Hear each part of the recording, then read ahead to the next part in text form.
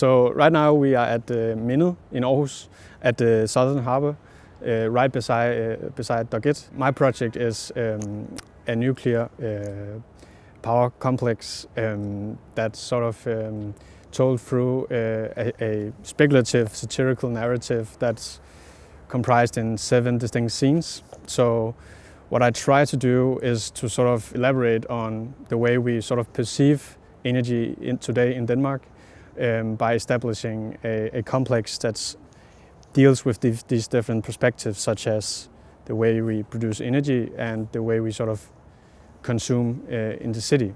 I see the building or the infrastructure as a piece of infrastructure that sort of stretches above the pier, and the way it relates to the site is that it sort of restrains itself from the immediate plot by being an elevated sort of urban garden.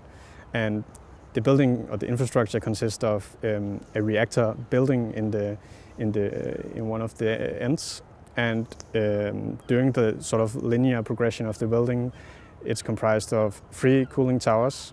Underneath each, there is a turbine that gets the heat from the reactors, generates steam that's turned into electricity.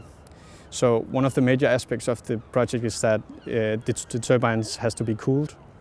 So that's also why I chose to be positioned at the harbor. We need a water supply to cool down the turbines, and when the water has cooled the turbines down, it's sort of circulated into the cooling towers, released, and then it sort of circulates around that process. And this process sort of leaves a lot of steam, and this steam sort of allows the garden to grow, to mirror our consumption of energy directly and visualizing it in the garden as it grows larger and larger. And the meaning is that these urban gardens, green gardens, are supposed to be for public engagement. So throughout the lifetime of the reactor, the spaces change, but the city also changes according to the building. So there is this kind of mutual dependency on the development, and I think that's super relevant on how does the reactor building or the complex change the city, and how does the city change the reactor building. So the reason I chose nuclear was initially a personal interest in, I think, in the way that our energy landscape appears today. When we consume energy in the city and the way we sort of live today, it's super difficult to see where all of our energy comes from. Both like mostly architecturally, I think these places of production are places that are invincible to us in a way. It's not really presented architecturally. So my process has been quite interesting, I think, personally.